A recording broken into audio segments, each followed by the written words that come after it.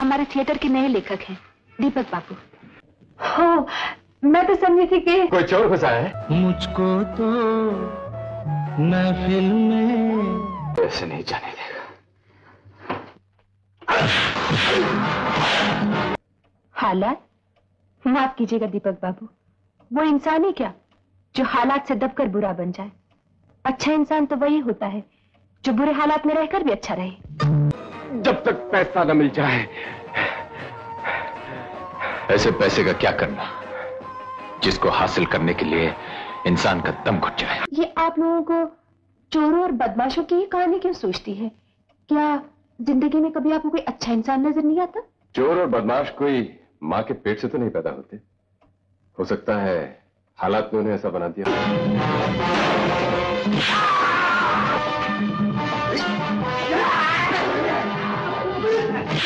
नजर आने वाले फूल तो मुरझा जाते हैं माला जी, लेकिन आत्मा की डाली पर खिले हुए प्यार के फूल कभी नहीं मुरझाते। आपने मुझे क्या कुछ नहीं दिया और मेरे पास आपको देने के लिए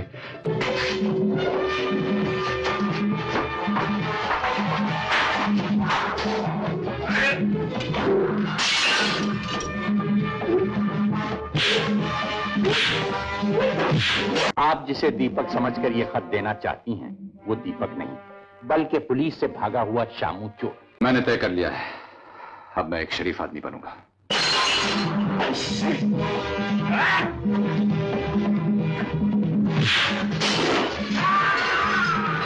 जी, मैं कोई भिखारी नहीं जो अपनी मोहब्बत का प्याला लिए दर दर की भीख मांगता फिरूं।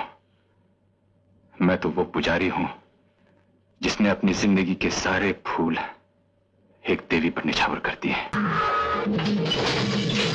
जिस दीपक की कविताएं आप पढ़ते रहे हैं, गुजरे हुए जमाने की तरह वो खत्म हो चुका है। प्यार ने इस नए दीपक को जन्म दिया है। मैं तो एक मामूली सा आदमी हूं, आप लोगों से कहीं छोटा।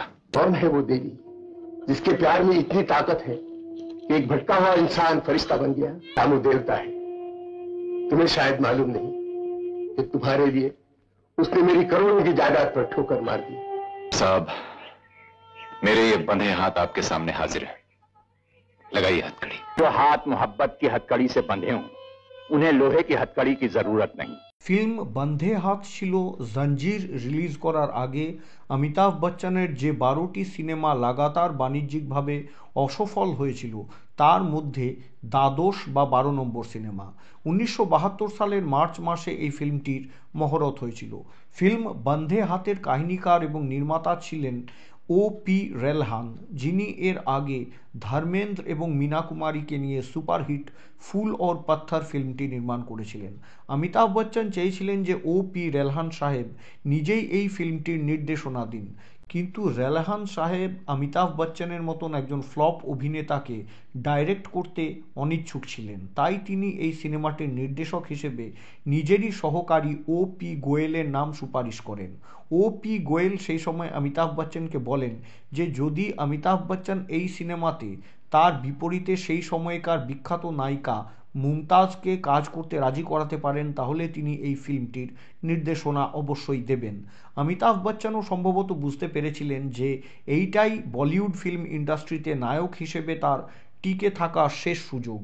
সেই জন্যে তিনি মুমতাজকে ফিল্ম বন্ধে হাতে তার নায়িকা হওয়ার জন্য অনুরোধ করেছিলেন। মুমতাজ একজন বড় হৃদয়ের মহিলা ছিলেন, তাই অমিতাভ বচ্চন একজন চূড়ান্ত ফ্লপ অভিনেতা এবং তার অভিনীত আগের প্রায় সমস্ত ফিল্মগুলি বাণিজ্যিকভাবে অসফল এটা জানা সত্ত্বেও তিনি ফিল্ম বন্ধে হাতে অমিতাভ বচ্চনের বিপরীতে নায়িকা হতে রাজি হয়ে যান।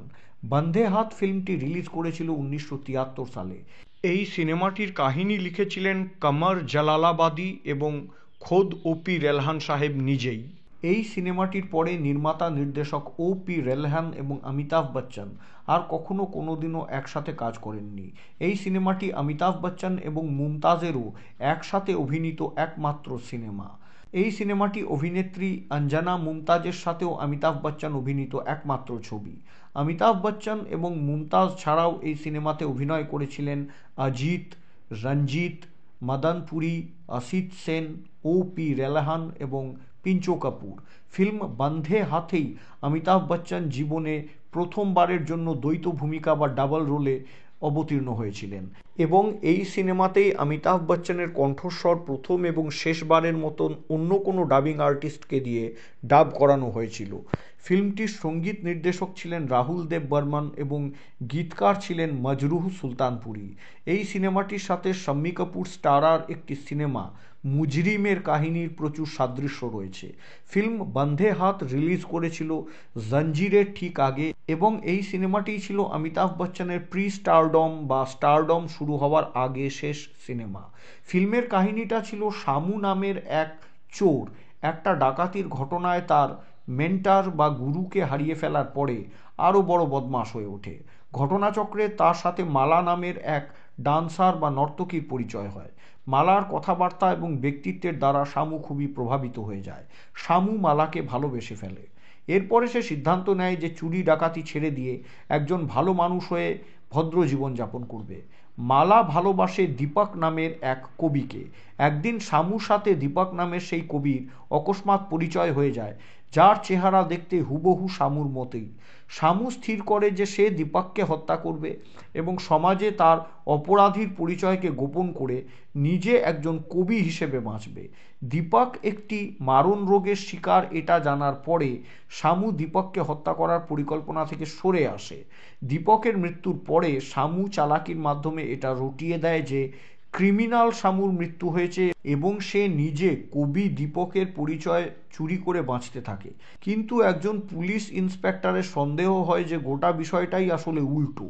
যে মারা গেছে সেই ব্যক্তি হলো কবি দীপক এবং যে তার পরিচয় নিয়ে সমাজে ঘুরে বেড়াচ্ছে সে হলো দাগি চোর শামু। এরপরে একদিন শামুর আসল পরিচয় মালার সামনেও উদ্ঘাটিত হয়। আর অন্যদিকে শামুর ভয়াবহ অতীত তার পিছু কিছুতেই ছাড়ে না। এইভাবে ফিল্মের কাহিনী তার পরিণতির দিকে এগিয়ে যায়। রিলিজের পরে ফিল্ম বন্ধে হাত বক্স অফিসে ডিজাস্টার প্রমাণিত হয়েছিল, কিন্তু ফিল্মের কাহিনীকার এবং প্রডিউসার ও.পি. রেলহান সেই সময় এটা মানতে চাননি যে সিনেমাটি যতটা খারাপ পারফরমেন্স করেছে সিনেমাটির কাহিনী এবং মেকিং আদৌ ততটা খারাপ। এই জন্যে ফিল্ম জঞ্জিরের সাফল্যের পরে ও.পি. রেলহান নিজের এই সিনেমাটিকে দ্বিতীয়বারের জন্য রিলিজ করিয়েছিলেন এবং আশ্চর্যজনকভাবে দ্বিতীয়বার রিলিজ করার পরে ফিল্ম বন্ধে হাত বেশ ভালোই ব্যবসা করেছিল। মিডিয়াতে সেই সময় একটা খবর বেরিয়েছিল যে ও.পি. গোয়েল নন, ফিল্ম বন্ধে হাতের আসল পরিচালক হলেন ও.পি. রেলহান নিজেই। কিন্তু ফিল্মটি ডিজাস্টার প্রমাণিত হওয়ার কারণেই রেলহান সাহেব এর সত্যতা অস্বীকার করছেন। যখন এই ফিল্মের শুটিং চলছিল তখন নির্মাতা জি.পি. সিপ্পি, যিনি শোলে ছবির প্রডিউসার ছিলেন, তিনি এর সেটে এসেছিলেন। সিপ্পি সাহেব ফিল্ম বন্ধে হাতের ডিস্ট্রিবিউশন রাইট বা বিতরণ সত্ত্ব কিনতে আগ্রহী ছিলেন, কিন্তু অমিতাভ বচ্চনের নামে এই ফিল্মটি কতটা চলবে সেই বিষয়ে তার মনে সন্দেহ ছিল।